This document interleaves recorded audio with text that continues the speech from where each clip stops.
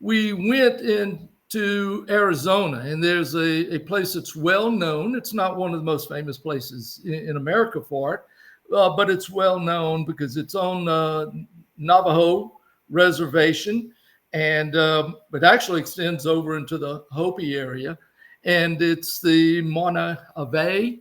That's a name for the geologic formation, or Moenkopi, which is the Hopi Indians section of the dinosaur tracks. And they believe this is from the early Jurassic period, about 200 million years ago. But as we've talked about before, the Jurassic doesn't mean time. It actually means that it's similar to the Jura Mountains. The same rocks are found in the Jura Mountains.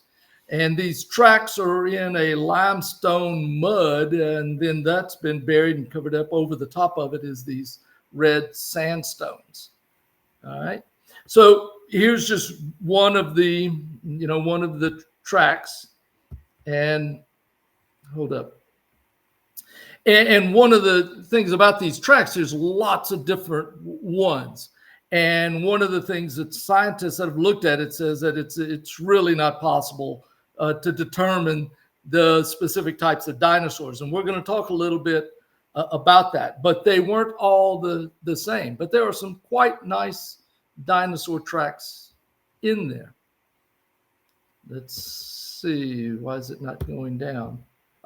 So I wanted to identify the tracks. So I started looking up different guides to guide me into identifying the tracks. The problem is that you get these field guides and they don't agree. If you will just look at number 3 over here, the T-Rex, those two look fairly similar. But when you look at number 4 here, it doesn't look anything like number 4 over here. 7 here doesn't look anything like 7 here. They don't agree on what these tracks look like. So it makes it difficult if all you've got is just the track to go by. One of the interesting things, though, is that you have to hire a guide when you go onto this Navajo property. And we get out there and we're seeing these tracks, and the guide says, "Oh, yes, these are velociraptor tracks." I'm sorry, they're not velociraptor tracks.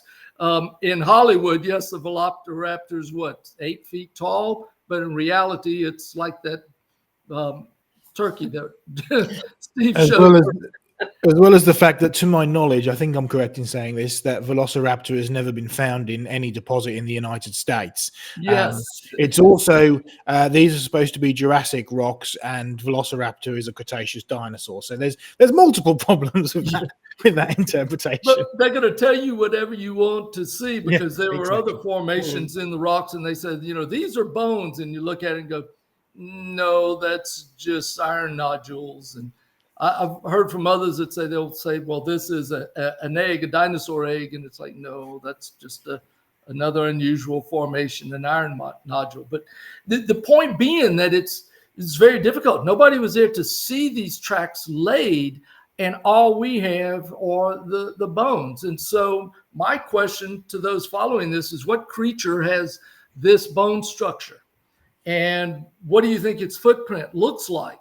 I mean, you can see the toes. It's on its toes. Well, there's its print. Now, would you put those toes with that print? Well, what kind of creature makes that print?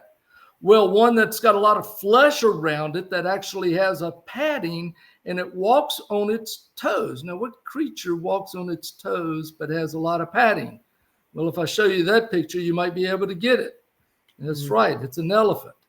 So you're going to have to go from that bone structure of fossils to figuring out what creature that was. You're going to have a difficult time. And that's part of the problems with these.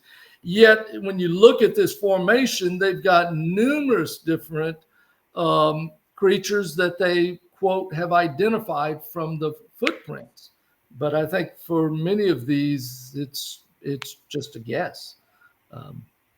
So what we found was this. Can we just pause you for a second there, Glenn? I think that's a good Yes. time, because what you've got there then is a bunch of footprints. It's very difficult to identify creatures from footprints, not just because it depends on how the footprints are preserved, but also how the footprints have been treated after they've been exposed, how they've been eroded away, and so on and so forth. Like, I know footprints in the UK, right? Which, when I first went to see, beautiful, great, big, clear dinosaur footprints in the actual mud, and now they're, well, I know where they are because I saw them when they were good, but they're pretty much disappeared now and eroded away, and they don't look like footprints that much at all. But you've also said this little interesting thing now, not to blame the guide per se, but he was really selling a story to you, a story of Velociraptor, right? A famous, great big theropod giant dinosaur, famous in the Hollywood movies, and yet everything about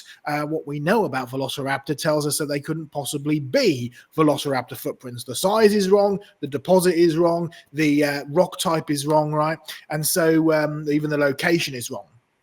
Yes. So not only have you got the issue of the difficulties in finding a footprint or an identification rather for footprint, you've also got an issue with a story that is trying to be sold to you. And it isn't just the millions of years in evolution. It can sometimes just be what brings the tourists in.